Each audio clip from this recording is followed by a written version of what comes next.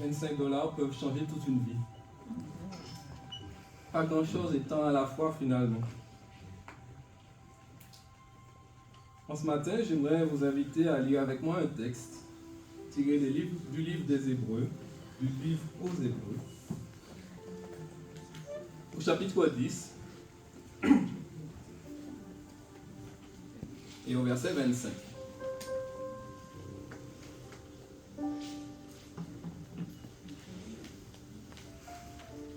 Nous y trouvons cette parole. Hébreux, chapitre 10, verset 25. N'abandonnons pas notre assemblée comme quelques-uns en ont coutume, mais encourageons-nous mutuellement, et cela d'autant plus que vous voyez le jour s'approcher. J'aime bien la version Nouvelle Français courant. N'abandonnons pas nos assemblées comme certains ont pris l'habitude de le faire. Au contraire, encourageons-nous les uns les autres, et cela d'autant plus que vous voyez approcher le jour du Seigneur. Parfois, j'ai utilisé ce texte pour rappeler à mes frères et sœurs leur devoir de faire église. Il est nécessaire d'être là. Imaginez, je rencontre un ami de l'église que je n'ai pas vu depuis longtemps, et en discutant avec lui, il me dit: oui, c'est vrai, je suis un peu découragé en ce moment. Mais moi, j'entends, et ce que j'ai à l'esprit, c'est que cela fait longtemps que je n'ai pas vu, assis sur les mêmes chaises que moi, louant le Dieu auquel nous croyons. Alors je sors ce verset du chapitre 10 de l'Épître aux Hébreux pour lui rappeler que ce n'est pas une bonne idée que de ne pas venir à l'église. Évidemment, dans ce contexte-là, je ne cite que la première phrase. C'est ça qui est important. N'abandonnons pas nos assemblées comme certains en ont pris l'habitude. Pensez-vous que mon ami soit revenu à l'église?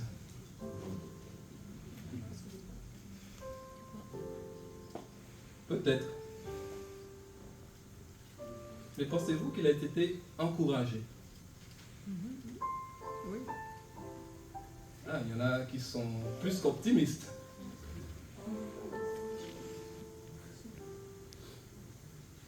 Peut-être sera-t-il présent parce que je lui ai rappelé que c'était son devoir de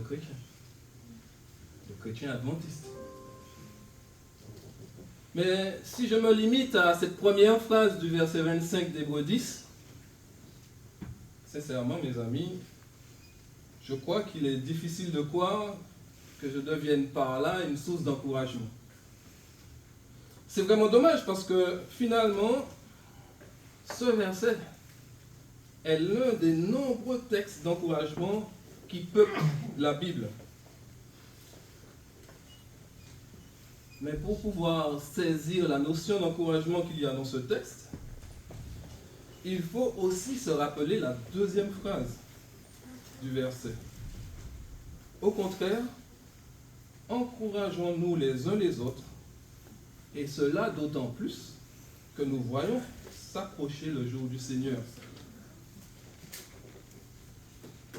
Mais avant d'aller plus loin, pour savoir pourquoi je vous raconte cette histoire, je vais vous proposer 3 étapes. Je souhaite aujourd'hui échanger avec vous sur la notion de découragement. Et pour cela, les 3 étapes suivantes me semblent nécessaires. La première étape, qui, d'après moi, devrait être la première étape à chaque fois que nous prenons un mot et que nous voulons l'analyser, c'est de le définir. Je vais vous proposer donc de définissons le découragement. Ensuite, en deuxième étape, je vais vous inviter à regarder quelques exemples bibliques pour comprendre éléments peuvent créer le découragement. Et puis enfin, je vais nous encourager à apprendre de l'attitude de Dieu face au découragement humain. Alors d'abord, définissons ce que c'est que le découragement.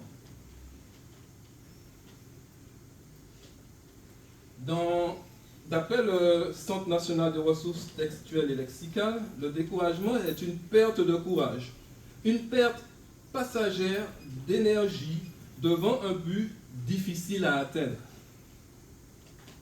Il est aussi une perte de toute confiance, de toute espérance et de toute illusion. Alors, regardons quelques exemples bibliques de ce que peut être le découragement. Personnellement, en voyant cette définition, j'ai pensé à plusieurs personnages. J'ai pensé à Caïn, après son offrande qui n'avait pas été approuvée par Dieu. J'ai pensé au peuple d'Israël, devant Canaan. J'ai pensé à Élie, après le mont Carmel. J'ai aussi pensé à Jonas, sous son ricin. Et enfin, j'ai pensé à Job, pour lequel nous attarderons peut-être un petit peu plus que pour les autres. Alors, je vous invite à aller dans Genèse 4. Caïn offre des fruits de son travail à l'Éternel. Mais l'Éternel n'approuve pas l'offrande de Caïn. Nous n'allons pas nous arrêter à analyser les raisons qui font que, d'ailleurs, elles ne sont pas énoncées dans le texte. Alors nous allons nous contenter de partir sur cette base. Que Caïn, maintenant, se trouve frustré, suite à son offrande. Il est d'autant plus que si nous lisons le texte de Genèse 4, tout début du chapitre, l'offrande du frère de Caïn, Abel, elle, qui vient après celle de Caïn, qui vient après celle de Caïn, elle est acceptée. La frustration donc de Caïn n'est que plus grande, finalement. Cette frustration va l'accabler, nous dit le verset 5. À la fin du verset 5, nous pouvons lire « Il est abattu par cette désapprobation de Dieu ». C'est donc un découragement profond qui pèse sur lui. D'ailleurs, le texte, entre autres, ne nous dit pas comment Dieu va manifester sa désapprobation, ni son approbation pour l'offrande d'Abel. Tout ce que l'on sait, c'est que l'un et l'autre, les deux frères, savent de quoi il en retourne. Caïn sait que son offrande n'a pas été approuvée par Dieu. Et comme autour du découragement, il y a souvent la mort qui rôde, quelqu'un va mourir. Et vous connaissez certainement l'histoire et vous savez que c'est le frère de Caïn, Abel, qui va être tué par son grand frère. Un peu plus loin dans l'histoire biblique, dans Nombre 13, il nous est raconté comment Moïse envoie des espions pour explorer le pays de Canaan. Suite à la sortie d'Égypte, le peuple se trouve là, devant le Jourdain. Et avant de traverser le Jourdain, Moïse envoie ses espions. Vous connaissez la suite. La peur et le découragement s'installent. 40 ans plus tard, alors qu'Israël est à nouveau devant ce point du Jourdain, Certains sont encore dans cette démarche de découragement. Vous pouvez le lire dans Nombre 32, versets 6 à 9. Vous pouvez peut-être, nous pouvons peut-être mieux comprendre maintenant pourquoi, dans Deutéronome 31, versets 1 à 8, Moïse va insister en encouragement pour le peuple et en encouragement à Josué. Et nous pouvons aussi comprendre, peut-être mieux encore, pourquoi le premier chapitre du livre de Josué est parsemé de mots d'encouragement. Par 4 fois au moins, Dieu s'adresse à Josué, ou par l'intermédiaire du peuple, il s'adresse à Josué pour l'encourager. Là encore, avec cette histoire devant le Jourdain, 40 ans plus tôt, le découragement, aura été source de mort. Le texte biblique nous raconte que toute une génération aura été privée de ce pays que Dieu lui avait préparé. Plus loin encore, dans 1 Roi 19, verset 4, nous trouvons un homme assis sous un genêt. Qui est-ce? Élie. Il est étonnant, et nous en avons déjà parlé ici, de le retrouver là, puisqu'il vient de remporter une énorme victoire au nom de l'Éternel. Mais entre-temps, il a aussi commis un massacre. Et la culpabilité l'envahit. Au sujet de la culpabilité, faisons une parenthèse. Si nous lisons 2 Corinthiens 7, verset 10, ce que nous allons faire, Paul dira qu'il existe 2 culpabilités, 2 types de culpabilité.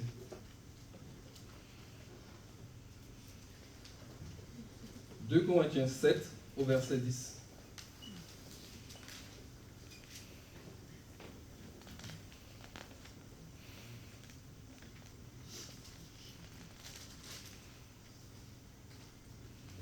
Pour ceux qui assistent à Marcher en Christ, nous en avons déjà parlé. Quelle différence y a-t-il entre ces 2 culpabilités? En effet, la tristesse, c'est le même mot que pour culpabilité. La tristesse selon Dieu produit un changement radical qui mène au salut et qu'on ne regrette pas, tandis que la tristesse du monde produit la mort. Quelle est la différence entre ces 2 culpabilités? Une mène à la repentance, l'autre mène à la mort. C'est la même différence que l'on retrouve entre l'attitude de Pierre et celle de Judas. Au moment des derniers instants sur terre de Jésus, alors qu'il va être crucifié, nous connaissons ces 2 histoires. Judas, d'abord, va être celui qui va guider ceux qui vont arrêter Jésus. Pierre va être celui qui va le renier autour du feu. Entre parenthèses, ce ne sont pas seulement ces 2 disciples qui abandonnent Jésus. Finalement, tous abandonnent Jésus. Mais devant la culpabilité, ces 2 exemples nous sont cités. Pierre, lui, va saisir cette culpabilité, va la ressentir, mais va s'en saisir pour se repentir. Alors que Judas, lui, ira à la mort. Tant que la culpabilité n'est utilisée que pour reconnaître son état, elle est positive. Mais elle doit être placée en face de la grâce. Et Paul va, à plusieurs reprises, faire ressortir cela. Si nous lisons Romains 3, verset 23, un texte que nous connaissons aussi assez souvent, tous, en effet, ont péché et sont privés de la gloire de Dieu. Là, c'est plutôt un bon ressenti de culpabilité. Mais le don de la grâce le don de Dieu, c'est la vie éternelle en Jésus-Christ notre Seigneur. Ou plutôt, je me trompe, je mélange les deux textes. Alors, tous ont péché et sont privés de la gloire de Dieu, et c'est gratuitement qu'ils sont justifiés par sa grâce au moyen de la rédemption qui est en Jésus-Christ. Le texte que j'ai cité précédemment était plutôt dans Romains 6, verset 23, car le salaire du péché, c'est la mort, mais le don de la grâce, le don de Dieu, c'est la vie éternelle en Jésus-Christ notre Seigneur. Remarquez que, comme pour les autres fois, lorsque la culpabilité arrive, lorsque le découragement plutôt parvient, la mort est dans les parages. Pour l'histoire d'Élie, c'est lui qui la réclame. Il semble vraiment donc que découragement et mort fassent une bonne paire. En tout cas, marche de pair. Un autre homme est assis sous un arbre. Cette fois, c'est un ricin. Et cela vous rappelle certainement donc l'histoire de Jonas. Il est découragé car il va passer pour un faux prophète. Il a annoncé la destruction de Ninive. Et d'ailleurs, le Dieu qui l'a forcé à aller là-bas. Alors, c'est assez rare pour être noté. Un Dieu qui oblige son prophète à aller quelque part. Mais ce Dieu-là, finalement, ne dis-tu pas la vie? Il le savait, dit-il. Je le savais. Tu es un Dieu plein de miséricorde. Il ne fallait donc pas que je vienne avertir les Ninivites, car leur potentielle repentance obligatoirement amènerait ta grâce, Seigneur. Voilà un prophète qui sait, et ce qu'il sait ne lui sert à rien. Il sait par cœur comment les choses devraient se passer, et il veut utiliser finalement la prophétie pour se débarrasser d'un ennemi d'Israël. Au final, sa connaissance sera pour lui une source de honte et de découragement.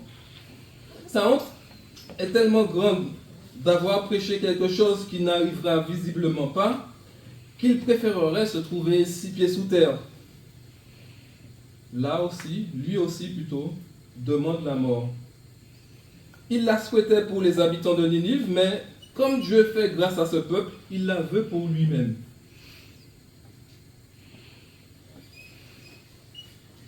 Enfin, je veux attirer notre attention sur l'histoire d'un homme qui réunit tellement de raisons d'être découragé qu'il est devenu un symbole pour tous ceux qui passent par des temps difficiles et qui connaissent son histoire. Job.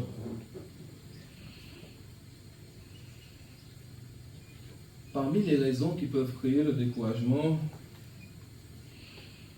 il y a la frustration comme nous l'avons vu pour Caïn. Il y a la peur, comme nous l'avons vu pour le peuple d'Israël. Il y a la culpabilité, comme nous l'avons vu pour Élie.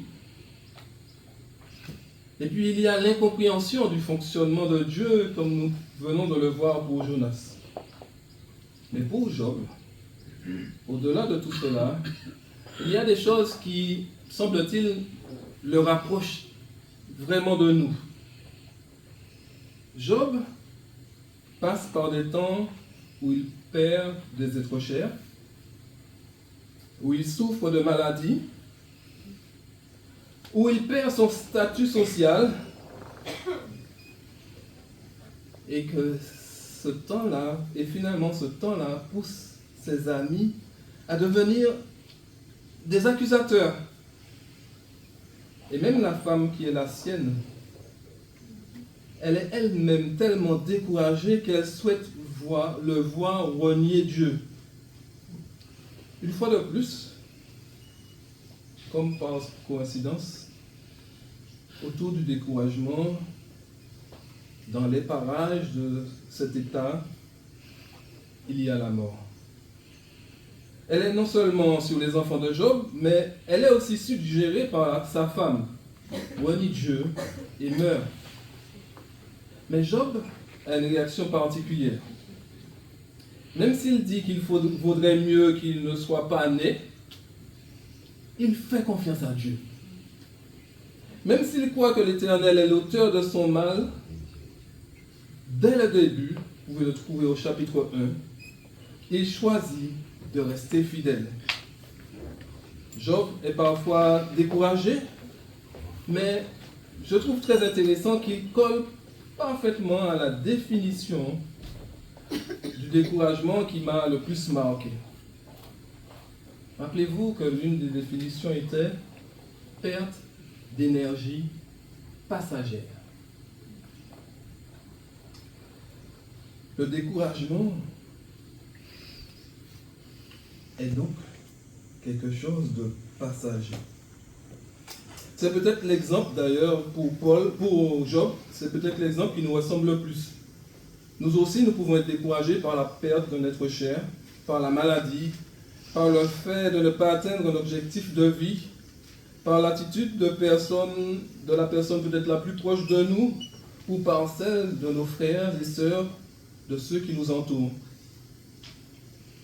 Mais rappelons-nous une chose qui me semble primordiale, avant de regarder comment Dieu réagit par rapport à ce découragement, c'est que cette définition du découragement nous rappelle qu'il est passager. Apprenons donc, comment Dieu réagit-il devant ces différents découragements?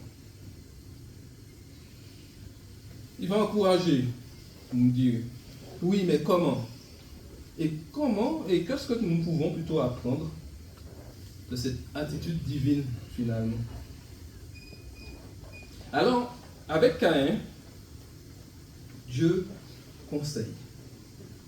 Si tu agis comme il faut, tu reprendras le dessus.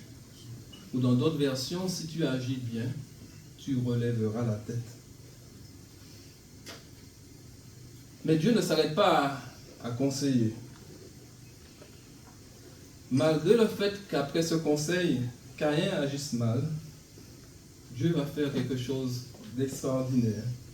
Dieu va le protéger.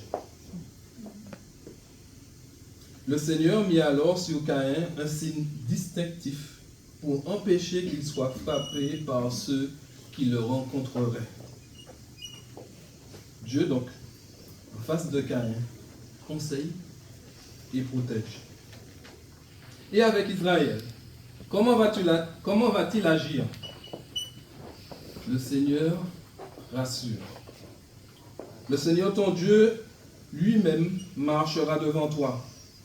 Soyez courageux et forts. Ne tremblez pas de peur devant eux, car le Seigneur, votre Dieu, marchera avec vous sans vous abandonner. Avec Jonas, Dieu explique. Il est pédagogue. Écoute, Jonas, cette plante ne t'a donné aucun travail. Ce n'est même pas toi qui l'as fait pousser. Elle a grandi en une nuit et elle a disparu dans la nuit suivante. Pourtant, tu en as eu pitié. Vous vous rappelez l'histoire. Jonas est sous un ricin, il fait très chaud et ce ricin meurt alors que ce ricin avait poussé la veille. Pourtant, tu en as eu pitié.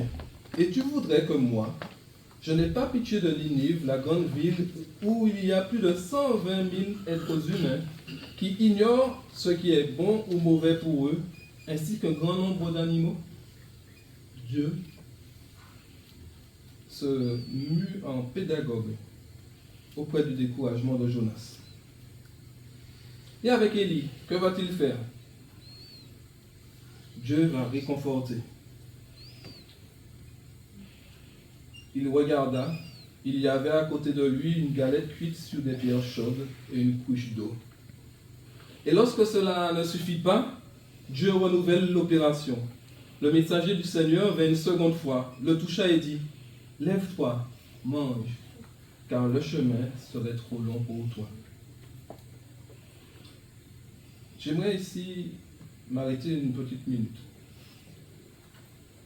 pour vous dire que finalement, en face de la culpabilité, comme nous l'a fait ressortir Paul préalablement, Dieu propose toujours la grâce. Vous n'avez qu'à lire ces textes, ces lettres de l'apôtre Paul. Et à chaque fois qu'il va relever quelque chose en termes de culpabilité en face, il va mettre la grâce. Nous l'avons lu tout à l'heure. Et je crois que cette attirance pour la grâce est due à l'expérience personnelle de Paul, mais aussi à un homme que Dieu a mis sur le chemin de l'apôtre. Nous le découvrons dans Acte 4, verset 36.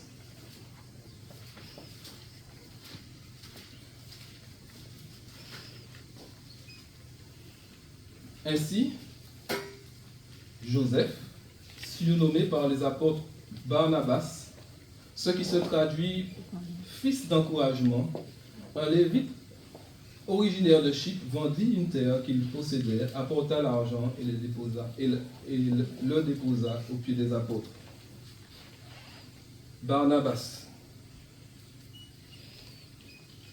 Comment Barnabas a-t-il influé sur la vie de Paul? Je vous invite à avancer au chapitre 9 du livre des Actes et à lire ce qui se trouve au verset 26 à 31. Arrivé à Jérusalem, Saul,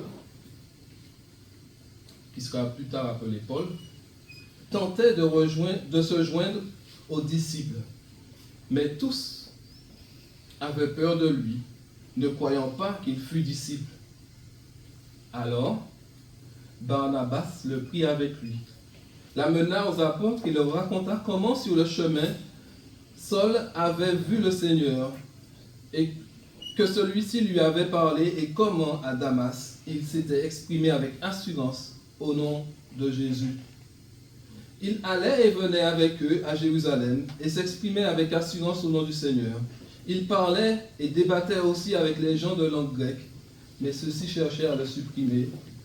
Les frères en eurent connaissance, le firent descendre à Césarée et le firent partir pour Tars. L'Église, nous dit le verset 31, dans toute la Judée, la Galilée et la Samarie étaient donc en paix. Elle se construisait, vivait dans la crainte du Seigneur et se multipliait par l'encouragement du Saint-Esprit. J'aimerais vous inviter à regarder un dernier texte qui nous parle de Barnabas. Et cela au chapitre 11 du livre des Actes, au verset 22.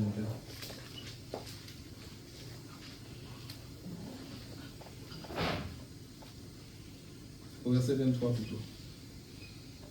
À son arrivée, donc à l'arrivée de Barnabas, lorsqu'il vit la grâce de Dieu, il se réjouit et les encouragea tous à rester attachés au Seigneur d'un cœur résolu, car c'était un homme bon, plein d'Esprit Saint et de foi. Et une foule importante se joignit au Seigneur. Il partit ensuite chercher Saul à Tars. Après l'avoir trouvé, il le conduisit à Antioche pendant une année entière. Ils participèrent au rassemblement de l'Église et instruisirent une foule importante. Ce fut à Antioche que pour la première fois, les disciples furent appelés chrétiens. Je suis touché par le fait que cet homme, Paul, qui a écrit pratiquement la moitié du Nouveau Testament, ait pu le faire parce qu'il avait rencontré quelqu'un qui s'appelait fils d'encouragement. et qui, alors qu'il cherchait à rejoindre les disciples de Jésus, a été celui qui a été sa porte d'entrée, son mot de passe, celui qui lui a permis d'intégrer l'assemblée des disciples. Voilà peut-être le meilleur exemple nous permettant de comprendre la culpabilité selon Dieu. Cette culpabilité qui n'est pas source de découragement, elle aide juste à prendre conscience que nous avons besoin de Dieu. Mais imaginez, juste un instant, que Paul n'ait rencontré personne pour le soutenir au moment où il cherchait à rejoindre les disciples du Seigneur. Je pense que la question peut se poser de savoir, aurait-il pu avoir le même ministère? Et pour conclure ce matin, regardons aussi un peu comment Dieu va réagir avec Job. Dieu, auprès de Job, protège. Job ne le sait pas, mais nous le savons dans l'introduction de son livre que Dieu dit, il y a une limite que tu ne peux pas franchir. Tu ne peux pas toucher à la vie de mon serviteur. Mais Job n'étant pas au courant de cela, il ne vit pas obligatoirement les choses comme une protection de Dieu. Alors, qu'est-ce qui a pu marquer et soutenir Job? Eh bien, je crois que l'attitude divine auprès de Job, l'attitude principale, c'est que Dieu écoute son serviteur. L'histoire nous raconte qu'il va se manifester pratiquement à la fin de l'histoire. Même s'il le fait avec puissance, ce qui va soutenir Job, c'est qu'il semble être certain que Dieu l'écoute. J'imagine Job à genoux en prière, interrogeant son Dieu sans rien chercher à lui cacher. Et Dieu est là. Il accompagne son serviteur, même si celui-ci est rempli d'incompréhension. Remarquez que Dieu n'explique pas à Job pourquoi il passe par ces difficultés. Il est juste présent. Enfin, dans Job 42, verset 10, la Bible nous donne ce que je considère comme une perle, une arme fatale contre le découragement. Lisons Job 42, verset 10.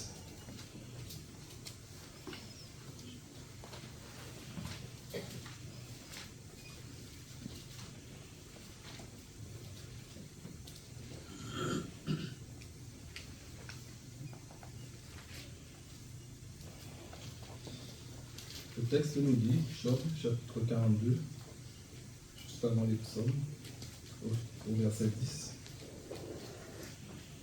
Le Seigneur rétablit la situation de Job. Quand celui-ci eut prié pour ses amis, le Seigneur lui accorda le double de tout ce qu'il avait eu. L'arme la plus puissante contre le découragement,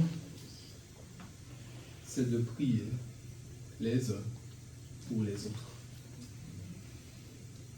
La bataille contre le découragement se gagne à genoux. Et je crois que c'est l'une des raisons d'être de l'Église. Comme nous le rappelle Hébreux 10, verset 25. Deuxième partie. Au contraire, encourageons-nous les uns les autres. Et cela, d'autant plus que vous voyez approcher le jour du Seigneur. C'est ce que je nous souhaite à chacun, devant le découragement, de pouvoir être l'un pour l'autre source de soutien, de prière, et que cette arme fatale de la prière soit utilisée contre le découragement chaque jour de nos vies. Amen. Amen.